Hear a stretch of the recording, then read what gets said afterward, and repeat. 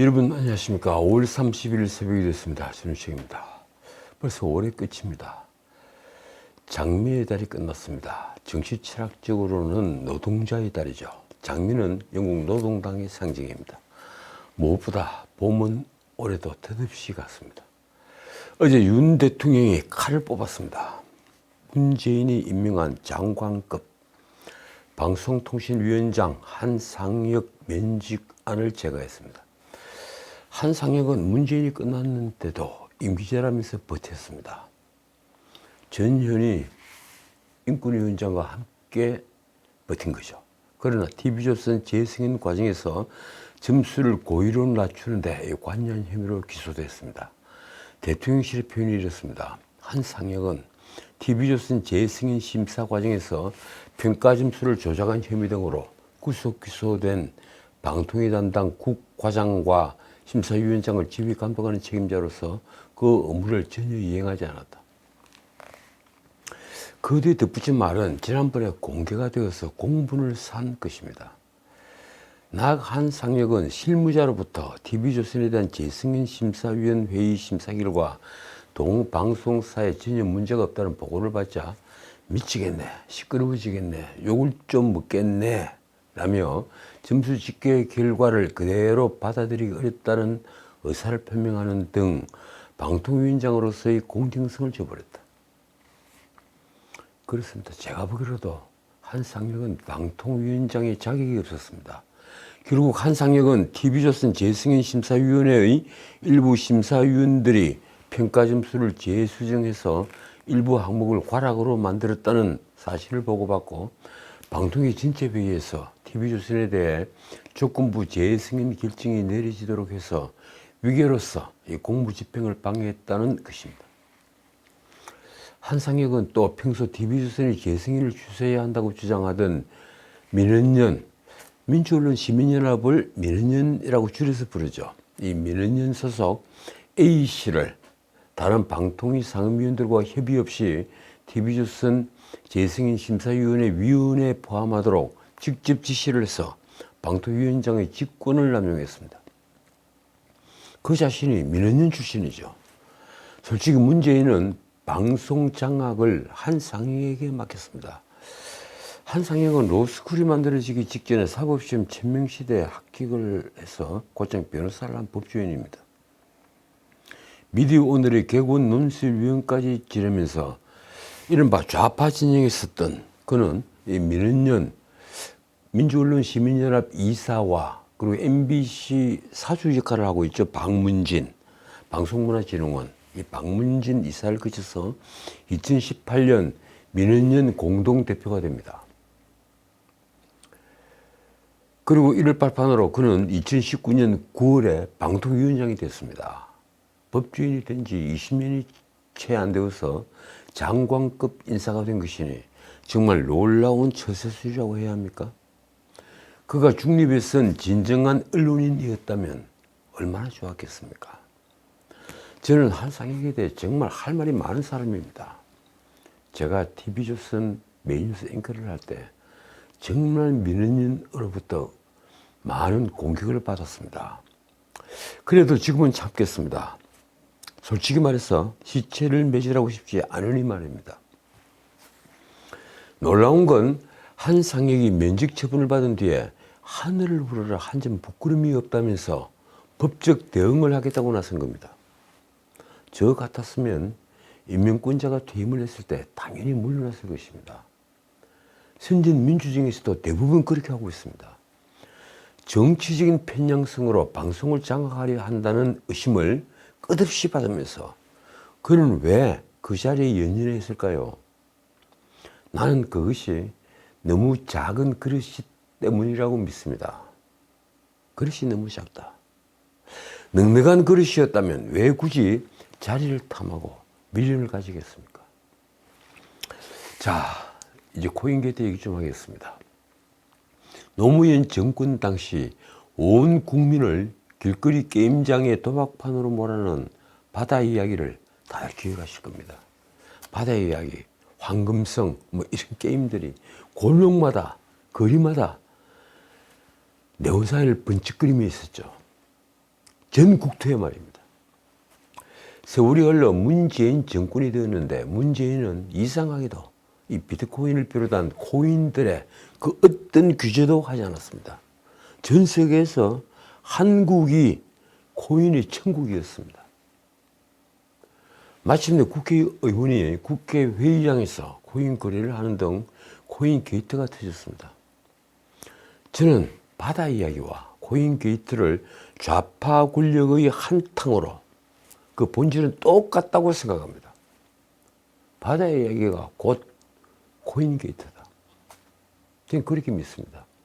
김남국의 코인 투자 논란이 이해 충돌, 입법 로비 의혹으로 확대되면서 이제 그 진상의 끄트머리가 조금씩 보이고 있습니다. 김남국은 주식 매도 대금으로 가상화폐 투자 원금을 마련했다고 했죠. 그 주식 LG 디스플레이를 사들인 6억 원 가량의 돈은 어디서 나왔는지 모르겠지만 말입니다. 그런데 그조차도 거짓말이었습니다.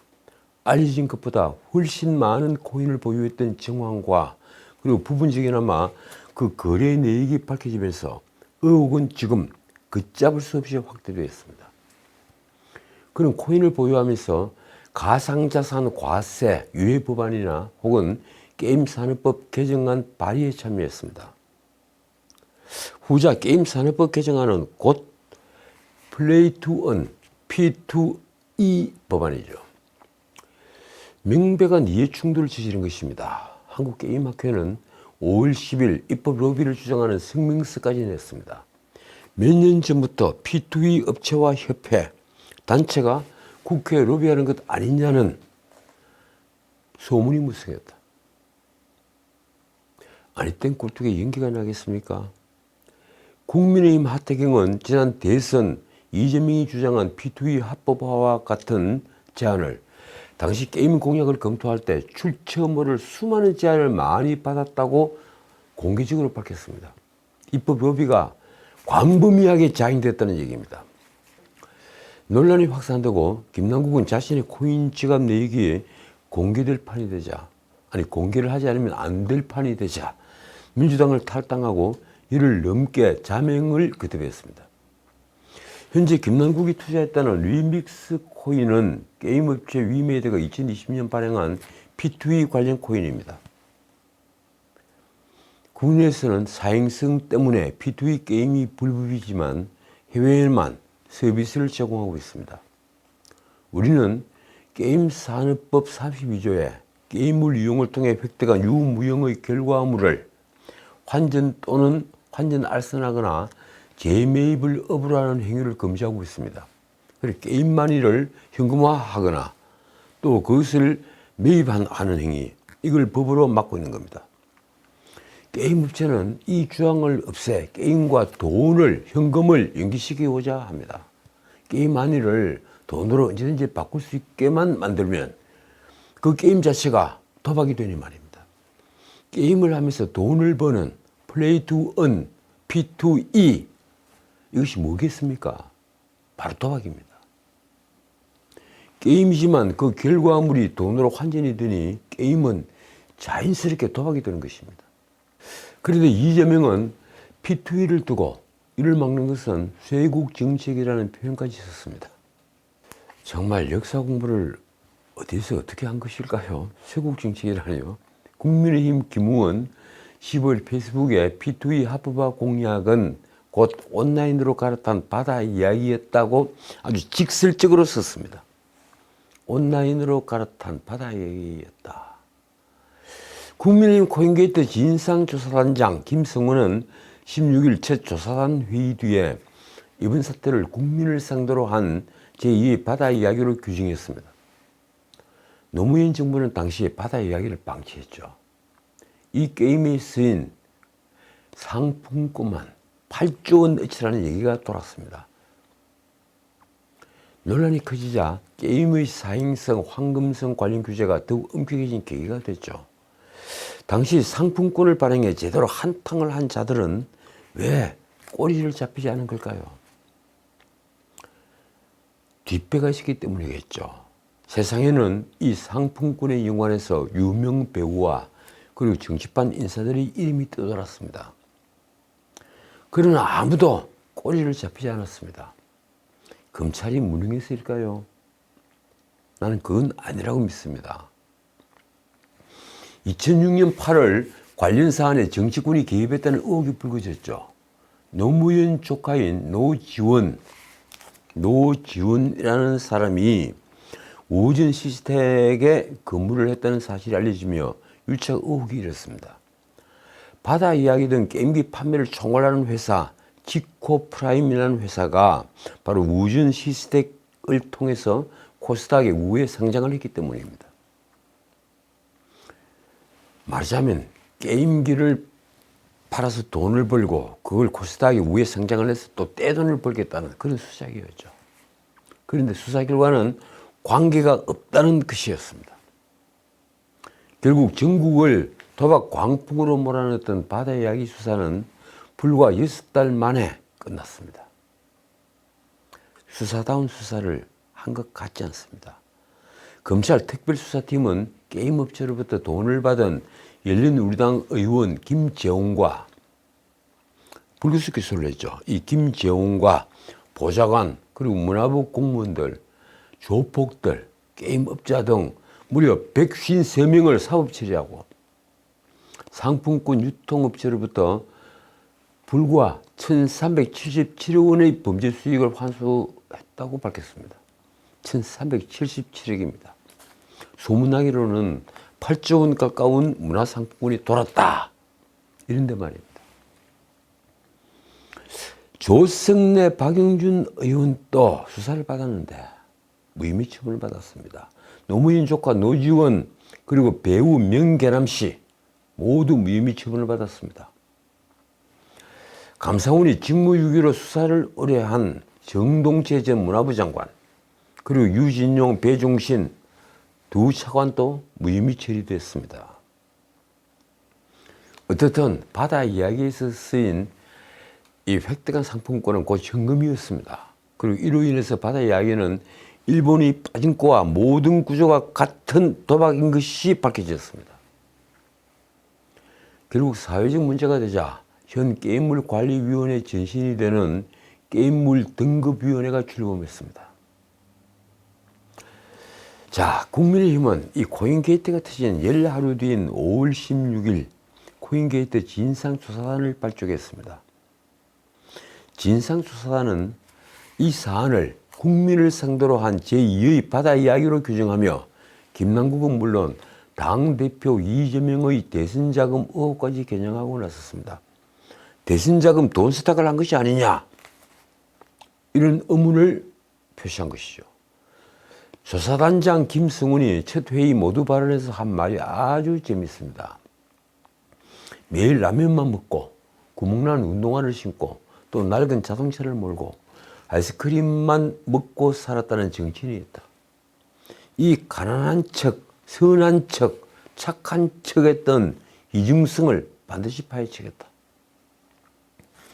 자, 여기에 관련해서 이틀 전이죠. 이 조선일보는 조영애 부국장의 칼럼을 실었습니다. 조영애 부국장은 경제 전문 기자죠. 민주당은 왜 난장판 코인 시장을 방치했을까? 노무현 정권이 방치했던 바다 이야기처럼 문재인 정권이 5년 내내 방치했던 가상화폐, 코인이 거대한 도박 플랫폼으로 전락한 것을 꼬집은 글입니다. 조영애 기자는 묻고 있습니다. 포퓰리즘인가 의도적 방치인가? 칼럼은 코인이 왜 문제가 됐는지를 매우 잘 표현하고 있습니다. 이렇습니다. 하지만 거룩한 이상과 블록체인 기술은 뒷전에 밀리고 가상화폐가 도박 플랫폼의 매개체로 전락하기까지 그리 오랜 시간이 걸리지 않았다. 가상화폐 시장은 똑똑하고 약은 소수가 지금이 아니면 뒤처진다는 공포감이 뛰어든 다수를 마음껏 착취하는 약육강식의 시장으로 변질되어 버렸다. 제가 이 글을 읽으면서 박수를 쳤습니다. 이렇게 축약돼서 잘 표현한 문장이 있나? 그렇습니다. 전문가인 소수가 비전문가인 다수 군중을 마음대로 착취했다. 그래서 약육강식의 시장으로 변질을 시켜버렸다. 이보다 코인 도박판을 더 간결하게 설명할 수 있을까요? 아무 가치도 보장하지 못하는 코인은 오직 가격이 뛸 것이라는 막연한 기대로 뛰어드는, 그러니까 그런 욕망의 기대로 뛰어드는 도박판 그 이상 그 이하도 아닙니다. 가상화폐 코인을 두고 무슨 가치가 있다니 하는 자들은 전부 사기꾼들입니다. 칼럼은 현재 국내에는 27개의 등록 거래소에서 625종의 코인이 거래되고 이용자는 627만 명에 이르지만 가상화폐 거래 질서를 유지하고 투자자를 보호하는 최소한의 제도적 장치도 없다는 점을 지적합니다. 그 때문에 김남국이 내부 정보를 이용해서 가상화폐 거래를 한 게 입증이 되어도 처벌할 수 없다는 견해가 많다고도 합니다. 그래서 좌파들이 검찰 수사를 김남국 망신주기라고 뻔뻔하게 맞선다는 것입니다. 조영래는 그래서 의문을 제기합니다. 정말 의문인 것은 문재인 정부가 왜 이 난장판 시장을 방치했느냐다. 테라 루나 사태 이전에도 수많은 징조가 있었고 가상화폐 업계에서도 줄기차게 제도 마련을 요청했지만 미적거리기만 했다. 문재인 정부는 정말 미적거리기만 했습니다. 제가 신문에서 본 이 가상화폐 제도화를 위한 어떤 장치가 필요하다, 이 기사만 꽤 많습니다. 그런데도 문재인 정부는 오불과는 어떤 행동도 하지 않았습니다. 조영래 국장은 많은 사람이 문재인이 무능이거나 부동산 폭등에 낙담한 2030 세대를 의식한 포퓰리즘이라고 얘기했다고 했습니다.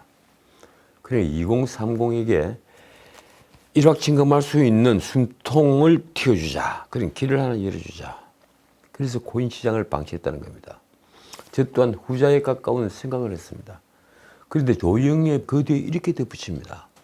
하지만 간호법, 노란봉투법 등 온갖 법을 밀어붙이는 다수당 민주당이 왜 가상화폐 관련법에는 소극적이었는지 이제야 알 것 같다. 참 많은 뜻을 함축하고 있는 말입니다. 그러면서 그가 내린 결론이 이렇습니다. 김남국 사태가 정관 벤처업계의 치부를 드러내는 코인 게이트로 비유하는 것도 시간 문제다. 그래서 저는 벌써 코인 게이트로 부르고 있습니다. 아마 이 코인 게이트가 제대로 문자 그대로 민낯을 드러내면 우리 정치판 상당 부분 물갈이가 될 것입니다. 자, 유럽이 지금 우파로 완전히 바뀌고 있다는 얘기를 짧게 말씀드리고 마치겠습니다. 유럽이 우파 전성시대에 들어갔습니다.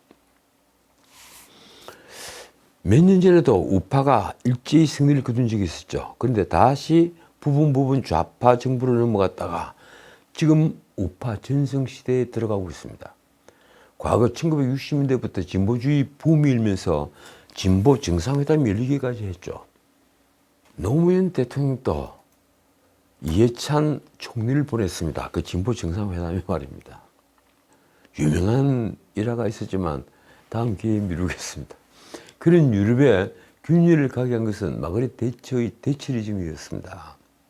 그는 의회에서 우리 모두 불평등한 권리가 있다, 이 유명한 말을 해서 좌파의 나태한 포퓰리즘을 공박했습니다.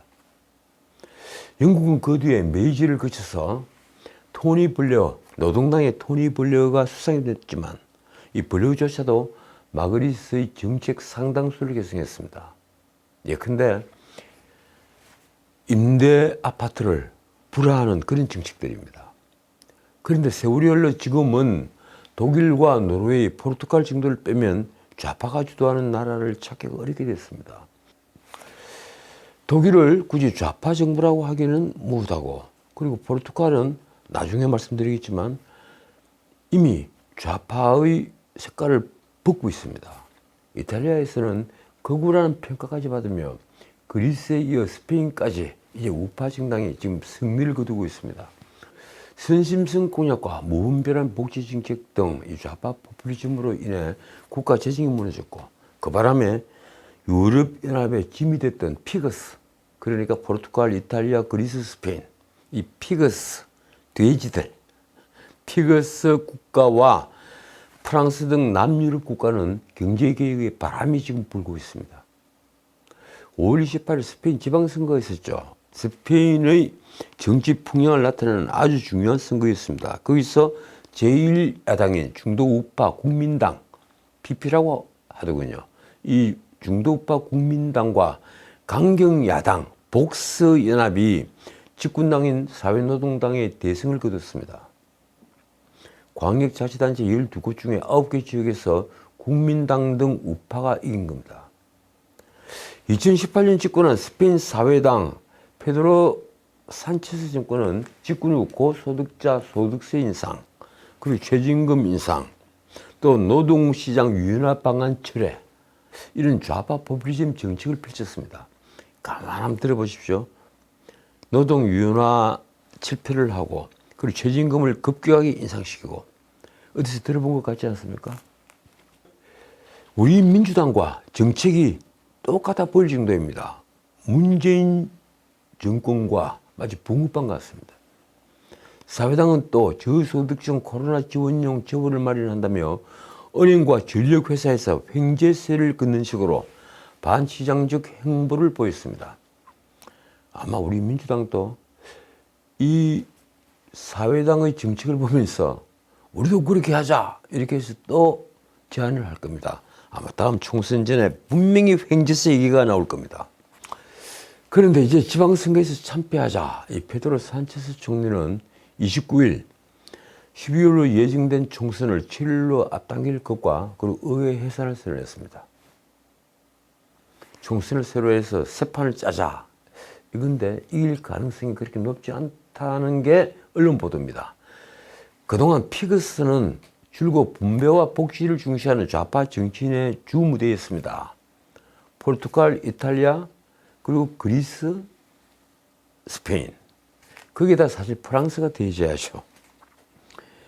그런데 이제 그 주요 정치인들이 바뀌고 있는 것입니다. 실제로 유럽 주요국의 정치 성향을 수치화해 나타내는 유럽연합 폴리티컬 바로미터라는 게 있는데 그 폴리티컬 바로미터를 보면 올해 유럽 주요 28개 나라 중에 우파 성향을 띠는 국가는 무려 22개, 78.5%에 달했습니다. 유럽 국가들의 우양우 추세가 두드러지고 있는 것입니다. 이 바로미터는 이렇습니다. 좌파는 3점, 그리고 우파는 7점, 그리고 중립 성향을 5점으로 해서 수치화를 한 겁니다. 그러니까 점수가 낮으면 낮을수록 좌파고 높으면 높을수록 우파입니다. 이 지표에 따르면 2019년 6점을 넘어서는 우파 성향 국가는 단 한 곳이었습니다. 3년 전에 말입니다. 그만큼 우파에서 다시 좌파로 일제히 넘어갔습니다. 그런데 올해 기준으로 6점을 넘어선 나라는 문자 그대로 우파로 보이는 국가는 6곳으로 늘어난 상태입니다. 이들 우파 정권은 과거 복지 정책을 남발했던 좌파 정부와는 달리 고강도 긴축 정책을 펴고 있습니다. 그중에 대표적인 나라가 피그스의 그리스입니다. 5월 20일 치러진 그리스 총선에서 제가 지난 방송에서 말씀드렸죠. 우파 집권당인 신민주주의당, 이 신민당은 2위를 기록한 급진 좌파 연합을 20%포인트 차이로 따돌리며 압승을 거뒀습니다. 포퓰리즘 정책으로 국가 부도 사태로 내몰렸던 그리스 국민은 최근 4년간 강도 높은 구조조정과 그리고 진기업 정책으로 경제 회복을 일궈낸 집권당의 대승을 안긴 것입니다. 그리스에서 아르헨티나의 후안 페론과 빼닮은 발언을 해서 아주 유명해진 정치인은 안드레아스 파판드레우 총리입니다. 그는 페론처럼 국민이 원하는 것은 무엇이든 주라 이런 말로 유명해졌습니다. 당신들이 원하는 것은 즉시 해주겠다.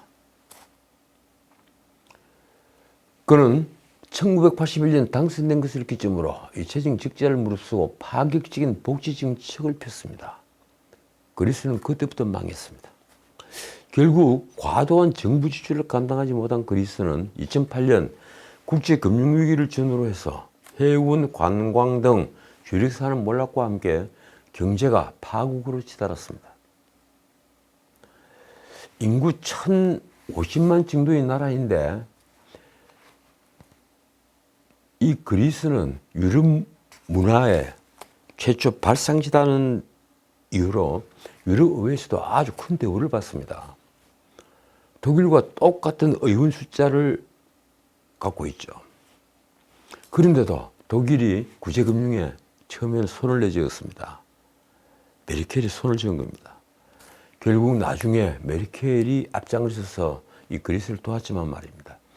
이 앞방송에서도 제가 말씀을 드렸지만 2019년 처음 집권한 우파 키리아코스 미초타키스 총리는 고강도 긴축 정책으로 포퓰리즘의 악순환 고리를 끌어냈습니다. 그 역시 이 좌파 경제학의 산실인 하버드 출신인데 말입니다. 그는 재정위기의 원흉으로 지목된 공공부문 임금부터 대폭 삭감했습니다. 대표적인 포퓰리즘 정책인 무상의료와 소득 대체율 90%에 이르는 연금제도 수술을 감행했습니다. 국가채무 비율은 2020년 GDP 206%였는데 2년 만에 지난해 171%로 낮아졌습니다. 또 한 사람, 이 우파의 기수가 있죠. 여성입니다. 이탈리아에서 거구라는 말까지 듣는 강경우파 조르자 멜로니 총리. 이 멜로니 총리도 방만하게 운영되어 온 국가 재정부터 손봤습니다. 지난 1일 멜로니는 이탈리아의 기본소득 정책, 시민소득이라는 것을 축소하는 내용을 담은 노동시장 개혁 법안을 내각회의에서 통과시켰습니다. 이게 의회가 아니고 내각회의에서 통과를 시키면 바뀌는 것이더군요. 이탈리아를 병들게 한 무분별한 포퓰리즘을 끌어내는 첫걸음을 뗀 것입니다. 아까도 말씀드렸다시피 포르투갈에서는 중도 좌파인 사회당 안토니우 코스타 총리가 8년째 집권하고 있습니다. 그런데 그의 경제 노선이 점차 방향을 틀고 있습니다. 왼쪽에서 점점 오른쪽으로 넘어오고 있습니다. 이제 오히려 중도 우파 쪽에 가깝다는 평가를 받을 정도입니다. 코스타 총리는 돈을 푸는 확장적 재정 정책을 펼치라는 좌파 정당들의 압박에도 재정 건전성을 중시하는 긴축 정책을 고수하고 있습니다. 문재인 전 대통령이 아마 보았으면 기막혀 했을 겁니다. 말하자면 지금 전 세계에서 과거 유럽의 진보주의가 표방하는 무상복지와 보편적 복지를 주장하는 좌파 포퓰리스트들은 점차 사라지고 있습니다. 그런데 왜 우리만 아직 포퓰리스트들이 넘치는 걸까요? 솔직히 말씀드리겠습니다. 심지어 국민의힘 안에도 버젓이 경제민주화라는 말과 그리고 기본소득이라는 용어가 정강정책 등에 있습니다. 강령과 정강정책의 말입니다. 김종인이 뿌린 씨앗입니다. 서울시장 오세훈은 한 발 더 나가 안심소득이라는 것을 지금 실험하고 있는 중입니다. 민주당 이재명은 아직도 기본소득 같은 포퓰리스트들의 발상에서 벗어나지 못하고 있습니다. 왜 우리 정치인들은 가장 좋은 복지는 일자리이며 지속 가능하지 않은 복지는 허구라는 사실을 모르는 걸까요? 자, 다른 문제 하나만 딱 더 짚겠습니다. 한국이 30일 주최하는 다국적 해양 차단 훈련 이스턴 엔데이버 23, 이 훈련 규모가 대폭 축소됩니다. 30일 국방부의 말입니다. 훈련 해역 기상 악화에 따라 다국적 함정 간 해상 훈련을 공해상에서 약식 절차 훈련으로 진행하기로 했다. 우리 해군 해경 함정만 제주 민군 복합항해 이 정박에서 승선 검색 절차 등 정박 훈련을 하는 것으로 조정됐다. 글쎄요, 훈련은 전쟁에 대비하는 것이죠. 전쟁이 기상을 봐서 벌어집니까? 한국 왕건함, 그리고 미국의 밀리우스함, 일본의 하마기리함, 그리고 호주 안작함 등 함정들은 이날 오후 5시쯤 부산항에서 출항해서 공해상에서 통신망 점검 훈련을 한 뒤에 제주 남방 공해상에서 30일 오전 6시쯤 컴퓨터 시뮬레이션에 기반한 지휘소 훈련, 그걸 CPX라고 그러죠. 이 CPX 훈련을 토대로 해양 차단 훈련을 진행한 뒤에 각 함은 본국으로 귀환합니다. 예정했던 이종석 국방장관이 함정 사실은 없습니다. 제가 이 약식으로 하는 이유는 바로 이 때문이 아닌가 하는 의심을 하는 이유입니다. 따라서 이 각국 대표단의 실기동훈련 참관도 진행하지는 않습니다. 함정 사일이 생략됨에 따라 결국 우길기의 일종인 자위함기, 일본 자위함, 일본의 함선에 단 기는 우길기입니다. 이 우길기를 내건 일본 해상자위대 호위함, 하마기리함의 승조원들이 한국의 마라도함 앞을 지나면서 이종섭 장관을 향해 경의하는 장면은 상관을 향해서 경의하는 장면이죠. 이 장면은 이제 볼 수 없게 되었습니다. 자, 다른 문제 하나만 더 짚을까요? 참 국회의원 배치 달고 가지가지 합니다. 민주당 전당대회 돈봉투 사건을 수사 중인 검찰이 윤관석이 압수수색 전날 휴대전화를 폐기를 하고 보좌진은 업무 수집 등 자료를 파쇄하는 등 증거인멸에 나선 정황을 포착했습니다. 명백한 증거인멸 행위가 벌어졌습니다. 윤관석, 이승만은 곧 국회 체포동의안 표결을 그 결과에 따라서 구속 여부가 결정이 되겠죠. 그래서 증거인멸 여부는 굉장히 중요한 문제입니다. 송영길부터 윤관석까지 자신이 쓰던 휴대폰을 폐기를 하고 그걸 또 공기계로 바꾸는 게 지금 유행입니까? 검찰은 윤관석의 구속영장 청구서에 그가 압수수색 전날 기존 휴대전화를 은닉 또는 폐기를 하고 새로운 휴대전화로 교체를 한 다음에 각 내구 등 관리자들과 접촉한 사실이 확인됐다고 적은 것이 밝혀졌습니다. 원래 윤관석 보좌진이 업무 수집 등 관련 자료를 압수수색 전날 파쇄를 한 것이 확인됐습니다. 증거를 완벽히 인멸하려고 든 겁니다. 검찰은 구속영장 청구서에 이미 증거를 은닉하거나 인멸하기도 했다 이렇게 적었습니다. 윤관석이 돈봉투 준비를 지시하고 권유한 정황도 영장 청구서에 그대로 담겼습니다. 전당대회를 일주일 앞둔 2021년 4월 24일 윤관석은 각 내구에게 연락을 해서 돈봉투 살포를 제안했습니다. 들리는 소문으로는 경쟁후보 캠프에서 의원들에게 돈봉투를 돌린다고 하는데 이때 경쟁후보는 홍영표 후보죠. 우리도 회의를 해서 대책을 마련해야 하지 않겠나. 마지막으로 의원들을 좀 줘야 하는 것 아니냐. 이것이 대한민국 국회의원의 수준입니다. 300만 원짜리 수준 말입니다. 결국 윤관석이 이정은으로부터 현금 3천만 원이 들어있는 검은색 비닐봉지를 건네받은 사실도 영장 청구서에 적시됐습니다. 윤관석, 이승만 체포동의안은 어제 30일 본회의에 보고가 됐고 6월 10일 표결에 붙여집니다. 자, 오늘은 여기까지입니다. 윤석열 대통령이 두 번째 거부권을 행사한 간호법 제정안 어떻게 됐을까요? 어제 국회 본회의에서 부결이 되면서 결국 폐기됐습니다. 다들 그렇게 예상을 했죠. 자, 일이 이렇게 되자 간호계는 저항권을 발동할 것이라면서 이 간호법을 재추진하겠다고 밝혔습니다. 제2건에 대해 무기명 투표 결과는 이렇습니다. 재석 289명, 찬성 178명, 반대 107명, 무효 4명. 자, 간호사협회는 국회 본관 앞에서 긴급 기자회견을 열고 간호법 재추진과 함께 이렇게 말했습니다. 부당한 불법 진료 지시를 거부하는 준법 투쟁에 참여하고 내년 총선에서 부패 정치와 관료를 심판할 것이다. 자신들이 원하는 것을 해주지 않으면 부패 정치와 관료가 되는 겁니다. 협회는 5월 19일 이미 16개 지도부에 총선기획단을 출범했다고 합니다. 18일부터는 간호사 업무 외에 불법 의료 행위를 거부하는 준법 투쟁에도 들어갔습니다. 이 간호사협회 지난 18일부터 23일까지 5일간 접수된 불법 진료 관련 신고 건수는 놀랍게도 무려 12,189건. 이 엄청난 숫자입니다. 제가 하나만 묻겠습니다.